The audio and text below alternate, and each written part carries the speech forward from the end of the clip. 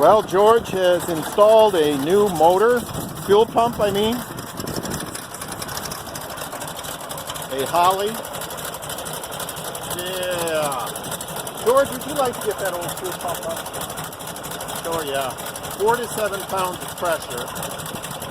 She's been running now for about 5 minutes without any issue, and now we have her at a nice slow idle.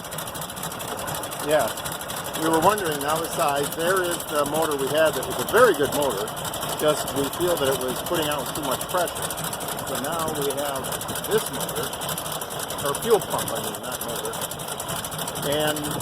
But we did have a problem. We had to reverse the polarity on the pump to get it running, because we had the, as you can see, the red to the ground now. And but once we did that, she's flowing up to the filter. It's keeping a good amount, and she's purring like a kitten. Now we're up to close to 10 minutes.